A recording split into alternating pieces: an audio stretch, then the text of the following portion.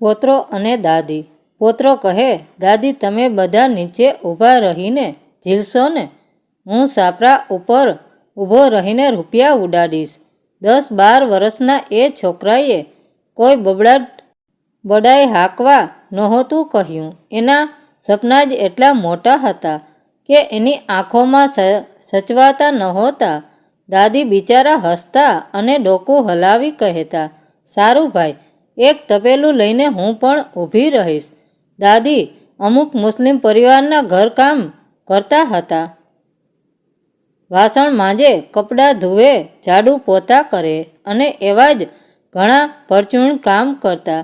દાદીને કોઈએ સુજાડ્યું કે પાનનો ગલ્લો કર્યો હોય તો આ કામ કરતાં સારી આવક થઈ શકે. શાંતા, મને 2000 રૂપિયા જોઈએ છે. દાદીએ પોતાની ઘરની લક્ષ્મી પાસે નવા સાહસ માટે મૂડી માગી. ફૂઈ, તમને તો ખબર છે તમારા દીકરાની દવામાં કંઈ બચતું નથી. એમાં આ 3 છોકરાની ફી, ઘરનો ખર્ચો માંડ નીકળે છે. પરીભાઈ ગલ્લો વેચવાનું કહે છે.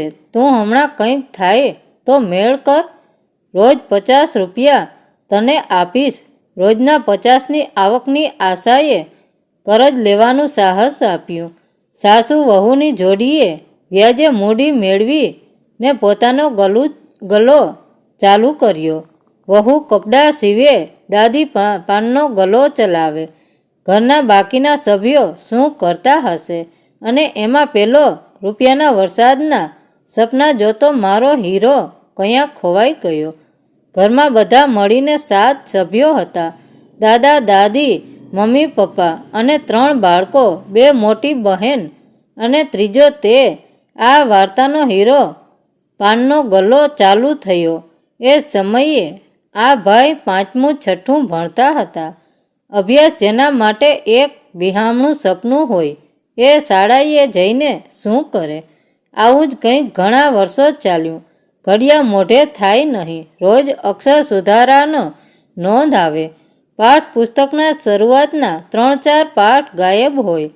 મોટે ભાગે વર્ગની છેલ્લી પાટીલીએ મોઢામાં અંગૂઠો લઈને સૂતો હોય. ઘરે આવવાનો સમય થાય ત્યારે રસ્તામાં મળે એટલા કૂતરા બિલાડા રમાડી લેવાના.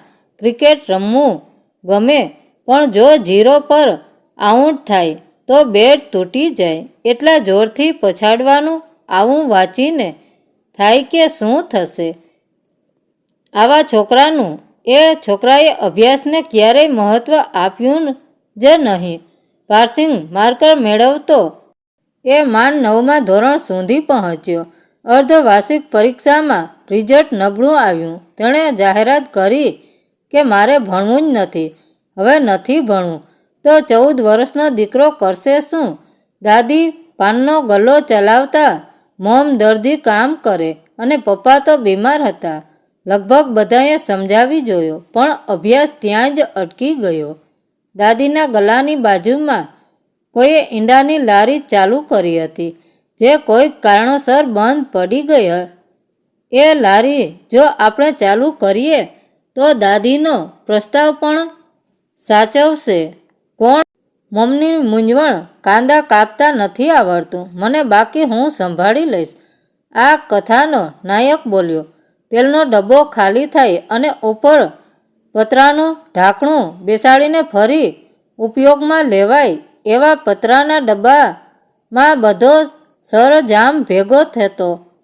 એક ગોળ ડબ્બો હોય પ્લાસ્ટિકનો, જેમાં જુદા જુદા મસાલા ભર્યા હોય. લીલા મરચાં, આદુ, લસણ વાટીને જુદી બોટલમાં ભર્યા. તેલ, છરી, છીણી, તવો વગેરે તે પેલા પતરાના ડબ્બામાં ભરીને ખંભે ઉપાડે અને ઉપડે સાહેબ કમાણી કરવા. ઘરથી લારી સુધી પહોંચતા માંડ 5-7 મિનિટ થાય. ત્યાં સુધી પહોંચતા એ આંખો લાલ થઈ જાય. આંખોમાં પાણી તો હોય જ, સાથે હોય પારાવાર રોષ. જ્યાંથી પસાર થવાનું હોય એ રસ્તે તેની ઉંમરના બીજા લોકો એને ચીડવે. એ પાવ બાઠીઓ, જાડિયો ગોળ મોઢું, બેઠી દડીનું થળ શરીર અને શ્યામ ત્વચા, ઢીલા કપડાં પહેરે અને ધમધમ કરતો ચાલે ઈંડાની લારી પર પહોંચીને સૌથી પહેલાં આસપાસના કૂતરા રમાડવાના ધીમે ધીમે કામ શીખાતું. શરૂઆતમાં દાદી મદદ કરતા, પછી સારી હથોટી બેસી ગઈ. ઈંડાની લારીથી કેરિયરની શરૂઆત થાય. તેને ભવ્ય તો કેમ કહેવાય, પણ બસ એક શરૂઆત તો હતી. પાનનો ગલ્લો, ઈંડાની લારી અને મોમનું સિલાઈ મશીન એક સાથે ધમધમવા લાગ્યા. આવક કાંઈ એટલી માતબર નહોતી કે પરિવાર બહુ સમૃદ્ધ થઈ જાય, પણ જીવન થોડું સરળ તો બન્યું જ હતું. થોડી બચત પણ થવા લાગી. 2 વર્ષની જમા થયેલી બચતે મોમને વળી એક નવા સાહસ માટે પ્રેરણા આપી. એમણે સેકન્ડ હેન્ડ રિક્ષા ખરીદી. એટલે શું હવે કથાનાયક રિક્ષા ચલાવશે? એમાં એ પોતાના સપના પૂરા કરશે? એ રિક્ષા ચલાવતા શીખ્યો. લારી પર કામ તો સાંજે કરવાનું હોય, દિવસે તો એ આ રિક્ષામાં એના જેવડા થોડા દોસ્તો ભરીને રમવા ઉપડી જતો. મોમ કોઈકને શોધી લાવ્યા જે રિક્ષા ભાડે ફેરવી શકે. શરૂઆત ઠીક થઈ. રિક્ષા ડ્રાઈવર નક્કી કરેલી રકમ જમા કરાવી જતો. રિક્ષાની આવક આવતા મોમને લાગ્યું કે હવે ઈંડાની લારી બંધ કરી દઈએ તો ચાલશે. વળી છોકરો પણ થોડો થાક્યો હતો. એમ લારી બંધ થઈ. સુરતમાં ઓછું ભણ્યા હોય. એની પ્રગતિ મોટે ભાગે હીરા ઉદ્યોગ દ્વારા જ નિમિત્ત હોય. એટલે આ ભાઈ પણ 22,000 રૂપિયાના ભવ્ય પગારે એક હીરાની ઓફિસમાં કામે લાગ્યા. એક નવી નોકરી અને હજારો નવા અનુભવો મેળવતા એ માંડ સેટ થાય એ પહેલાં પપ્પાએ હાથ છોડવાની ઉતાવળ કરી. બીમાર હતા પણ હવે નહોતા. મુંડન કરાવીને સફેદ ધોતિયું પહેરીને પિંડદાન કરી રહેલો એ આંખો ધ્રુજતો હતો. તેને રડવું હતું, પણ અચાનક આવી પડેલી જવાબદારીએ સમજી નહોતો શકતો. મોમનો મોટો ચાંદલો એને ગમતો, પણ હવે એ કપાળ કાયમ ચાંદલા વિહોણું જ રહેવાનું છે એવી સમજ આવતા જ એ અચાનક સૂન થઈ ગયો. ગળામાંથી કોઈ અવાજ નહોતો નીકળતો, પણ એ જબરાથી થોડી થોડી વારે આંખો લૂછ્યા કરતો હતો. પપ્પાની વિદાય એને થોડો મોટો કરતી ગઈ. એ સભાન હતો કે મારા હોવાથી મારા મોમ ખુશ હોય છે. રમત થોડી ઓછી થઈ, પણ સપના કંઈ ઓછા થાય. એની નોકરી બદલાતી રહેતી. પગાર માંડ વધીને 6,000 થયો હતો અને એ પગાર મળતો દર 1.5 મહિને, ક્યારેક 2 મહિના પણ નીકળી જાય. એવામાં કોઈ જાહેરાત આવી કે પાર્ટ ટાઈમ યોગ ટીચર જોઈએ છે. વારસાગત સુથળ શરીર, 10 કલાકની બધિયાર જોબ અને પારાવાર અસલામતી સાથે લઈને તેણે આ યોગ ટીચરવાળી પાર્ટ ટાઈમ જોબ માટે મળવા જવાનું નક્કી કર્યું.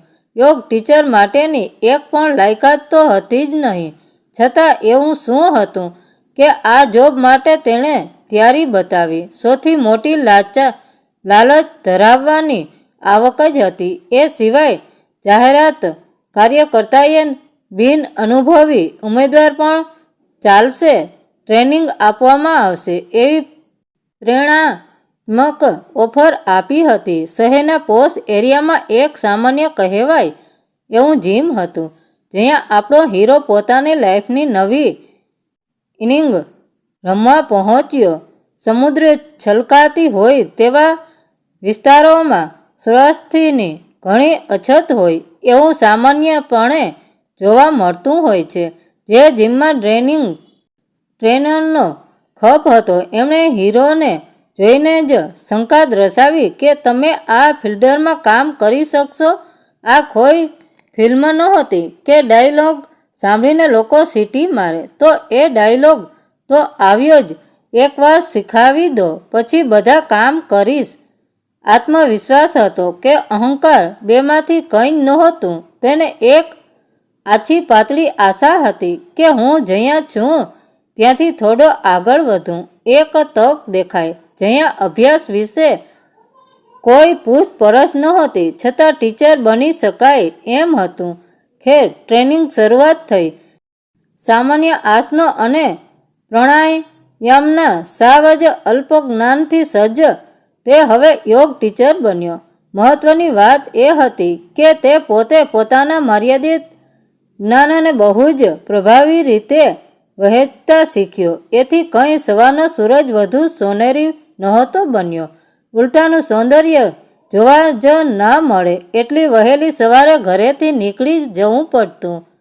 વહેલી સવારે લોકો હજુ ઊંઘમાં હોય ત્યારે એ ટિફિન લઈને નીકળતો. જીમનો માલિક પોતે પણ આ વિષયમાં એટલો જ્ઞાની નહોતો, છતાં તેણે એવા લોકો જોઈતા હતા જેઓ કોઈકને ઘરે જઈને કસરત કરાવી શકે. મોટા ભાગના ક્લાયન્ટો ઘરડા અને પથારી વંશ હતા. તેમને ત્યાં કલાક જેટલો સમય થવાનું અને હળવી કસરતો કરાવવાની.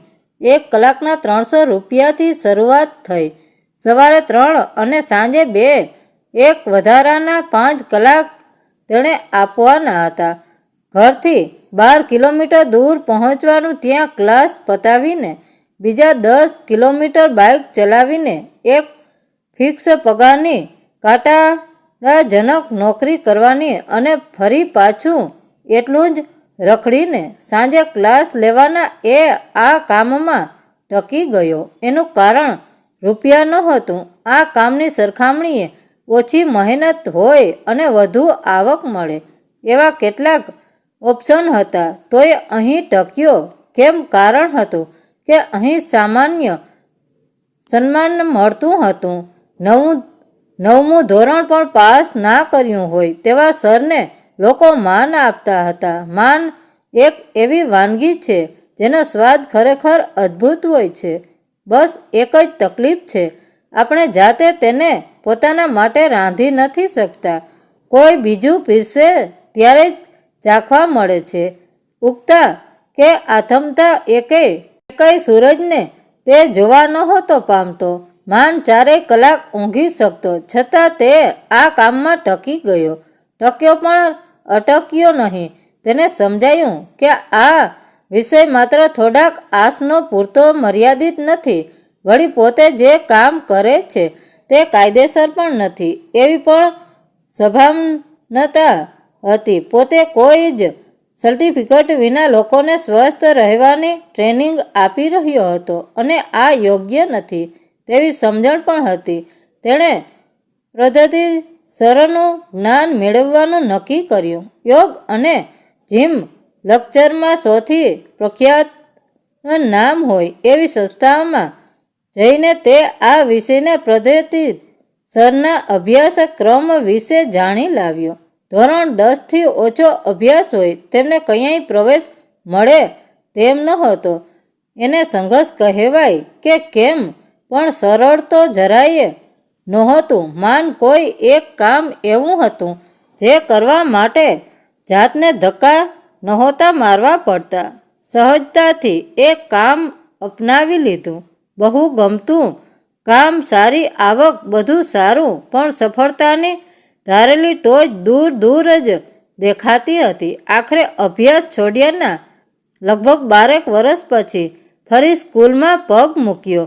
આટલા વર્ષોથી જે તેને ઓળખતા હતા તેમણે તો આગોતરી જ ભવિષ્યવાણી સંભળાવી હતી. હવે શું કરવાનું હતું ત્યારે કર્યું નહીં. 10મું પાસ કરવાનું કાંઈ ખાવાના ખેલ છે? 1998-99માં અભ્યાસ છોડ્યો.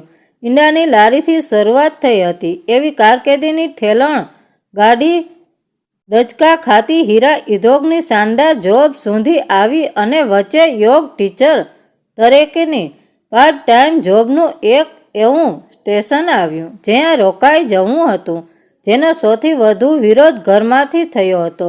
કારણ શું? મોમને ચિંતા હતી કે હવે અભ્યાસ પાછળ સમય બગાડવાનો કોઈ અર્થ નથી. પરિવાર વિસ્તરી ચૂક્યો હતો. એક વાત તો રહી ગઈ. હવે તેના પરિવારમાં પત્ની અને 2 બાળકોનો પણ ઉમેરો થયો હતો. મોમનો ચોખ્ખો વિરોધ હતો. જે કરે છે તે કર, હવે કોઈ અખતરા નથી કરવા. તારે ભણવાનો સમય વીતી ગયો, તારા બાળકો પર ધ્યાન આપ. એમ રોકાઈ જાય તો એ નાયક શાનો? આ બધા જ વિરોધ વચ્ચે તેણે 10મું ધોરણ પહેલાં જ પ્રયત્ને પાસ કર્યું. એ વર્ષે તેણે 4 કલાકની ઊંઘમાંથી બીજા 2 કલાક ઓછા કર્યા અને અભ્યાસને સમય આપ્યો. પરિણામ હાથમાં આવ્યું ત્યારે તે બોલ્યો હતો, મારે બધા જ વિદ્યાર્થીઓને કહેવું છે કે જ્યારે ભણવું હોય ત્યારે ભણો. આખું વરસ વાંચીને 2 કલાકમાં જવાબ આપો છો તો કોઈ ધાડ નથી મારતા. દરેક મહિનાનો જવાબ આપવામાં એણે હવે પોતાના કાર્યને આગળ કર્યો. જાડિયો હવે ક્વોલિફાઈડ જિમ ટ્રેનર હતો. હવે તે સ્કૂલ ડ્રોપ આઉટ નહોતો. એણે અભ્યાસ ચાલુ રાખ્યો. યોગ, રેકી, સુજોગ, વૈકલ્પિક ચિકિત્સાના જુદા જુદા વિષયોના અભ્યાસને સૂક્ષ્મતાથી સમજાવવા માટેની કવાયત આદરી. આવકના એક વધારાના સ્ત્રોત તરીકે જે કામ કરવા ધારેલું તે જ કામ જીવન ધ્યેય સામું બની ગયું. ક્યારેક આવકના પ્રશ્નો પણ ઊભા થતા, પણ હવે માત્ર કામને આવકને ત્રાજવે તોરવાની દ્રષ્ટિ બદલાઈ ચૂકી હતી. સમજવામાં વાર લાગી કે ટૂંકી આવક એટલો મોટો અવરોધ નથી જેને ઓળગી ન શકાય. રૂપિયાના ઢગલા પર ઓળટવું. તું શરીર બીમાર પડે ત્યારે ફક્ત મળેલા માનવ શરીરની ખરી કિંમત સમજાય છે. સ્વાસ્થ્ય સૌથી મોટી સંપત્તિ છે તે જાણતા હોય છતાં તેની દરકાર લેવાનું સૌથી છેલ્લો યાદ આવે છે.